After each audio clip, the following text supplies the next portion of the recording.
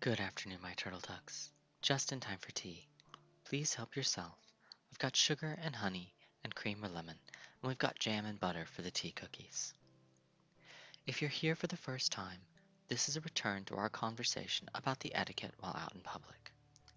I suggest starting with those videos, but it's not necessary. If you're returning, thank you for coming back. This has been quite a long subject, hasn't it? I do think we'll be able to wrap up our tea today.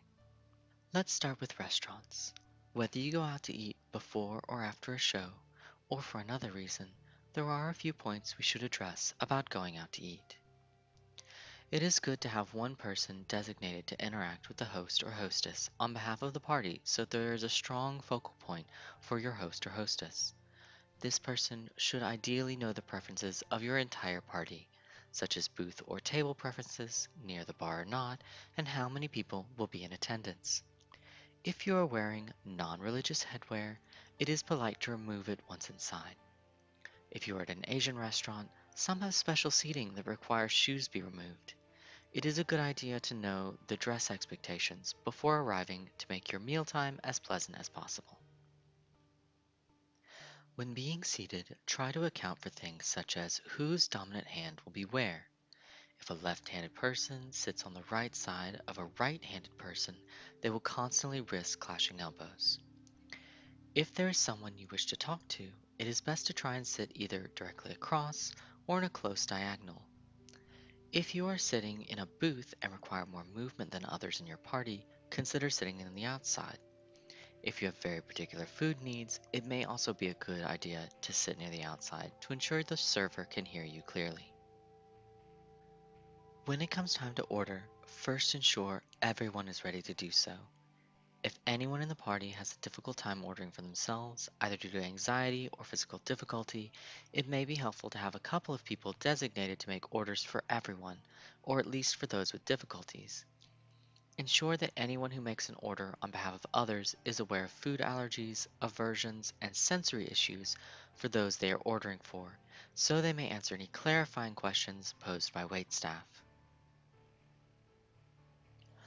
While eating, it is important to consider the noise level of your entire table.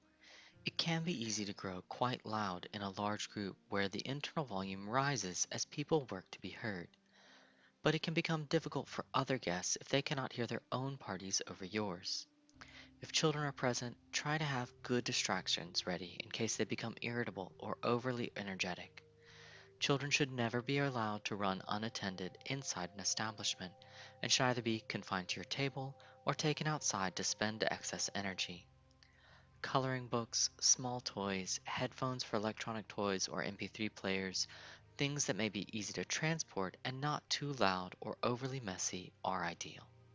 Although some people have the most interesting appearances and may seem very intriguing, remember that you are a stranger and interactions should be limited in case they are not wanted. We have already had a tea over the etiquette of compliments, but for this subject, if they are not interfering with your table directly, consider the most polite thing you can do is make note of their interesting personage and leave them to their meal. Let us briefly go over how one should interact with waitstaff. First, see how busy the restaurant is. If it is very busy, stick to minimal pleasantries. Remember that waitstaff are often overworked and underpaid, and the more time you take of theirs during busy hours, the less money they make off less patient tables. It is a good practice to make note of your server's name. Should you need something later or need to ask for your server, it will be easier to do if you have their name. If you have particular needs, be sure to be upfront with them. A server is more likely to adhere to your expectations if they know what they are. For example, if you do not like your glass to be empty and you drink something that provides free refills anyway, ask if a pitcher may be left at the table. This may be especially helpful if the server has many tables or a few particularly large tables to look after. Overall, try to treat your server politely and kindly. Politeness will cost you little, but may mean everything to someone else. It is important to ask at the beginning of a meal if a restaurant is set up to split tables or if a table needs to be paid as a unit. It may become necessary to keep track of your own bill if the table must be paid as a single tab. Depending on how your group is set, it is also good to clarify whether group bills are to be divided evenly or divided based on who ordered what. Keep in mind, regardless, gratuity is often added, sometimes to groups as few as 6, so check your receipts before deciding whether to add additional gratuity. This is a side note, but an important one.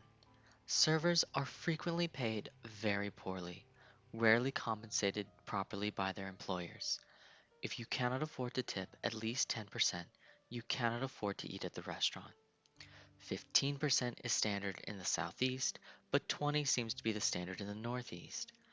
Ask friends and family from that area what is considered standard there. Exceptional service may warrant larger tips, and it is important to know what your baseline is so you may increase accordingly. While I agree servers should not rely on tips and customers should not bear the responsibility for ensuring servers are paid adequately, that is a fight to be won in legislation, not waged against the servers. Finally, the most general of places, any public space. When in a public space, it can be easy to forget oneself and assume that because the space is open, nothing will bother other people. This could not be farther from the truth. It is a good habit to observe one's surroundings. In public parks, thoroughfares, or other places where people might be living, it is a good idea to keep the volume of your party in the upper conversational level or lower. In warm, pleasant weather, it isn't uncommon for people to leave their windows open to air their homes. Keeping your tones in pleasantly low conversational levels will also keep any conversation you are having private, particularly phone conversations.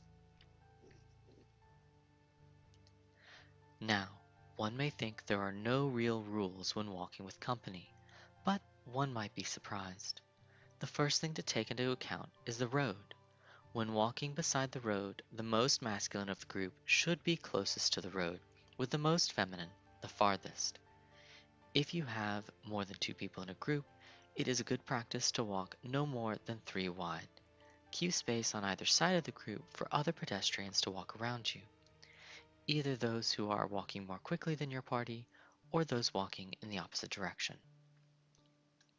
While it might seem impractical for conversation, I find that more than 3 people can't usually participate in conversation while walking anyway, so it just makes the group easier to navigate around.